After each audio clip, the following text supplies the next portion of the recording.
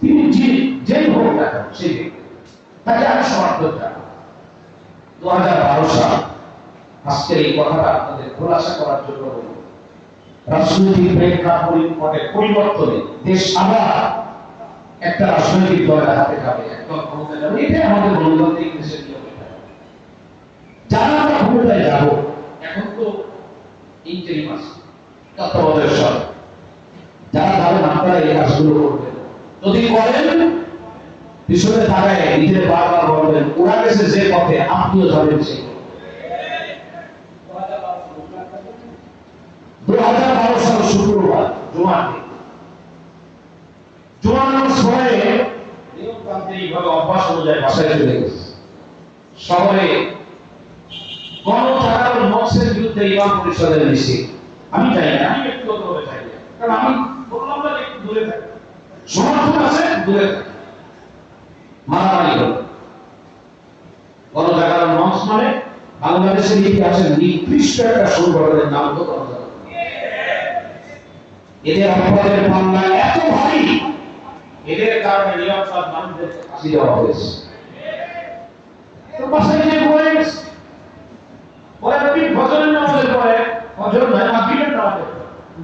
আমাকে একজন মোবাইল করে খুলনা শহরের এক নামি দামি ব্যক্তি বলে আপনার নামে কোন থানায় মামলা হয়েছে।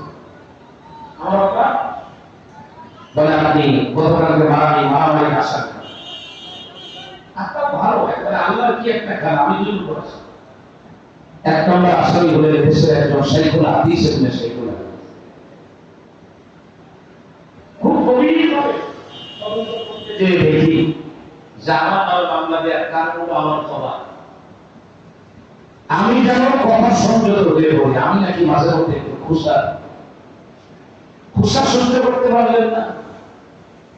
কত অপরাধ করেছে, অপরাধের পাল্লা ভারী হয়েছে, কত শত্রু বন্ধ করে চিন্তা করে, কত টাকা চুরি করেছেন, চোখটা বন্ধ করে চিন্তা করে, রাসূল প্রেমিকদের শরীরে রক্ত বের করে বয়োবৃদ্ধ মানুষের দাড়ি ধরে টেনে আপনার ফেসবুকে ছবি ছেড়েছেন। আপনাদের অপরাধের পাল্লা কত ভারী নিজেরা বিচার করে। আগামীতে তারা নির্বাচনের জায়গায় আল্লাহর ওয়াস্তে পায়ে হাত দিয়ে বলি চেয়ারের চারটা পায়াওয়ালা চেয়ারে বসে ডানার বাম শব্দের পিছনে কথা বলে যাবেন। দুনিয়ার জীবন হলো অনস্থায়ী, অনন্তকালের জীবন সামনে পড়ে আছে।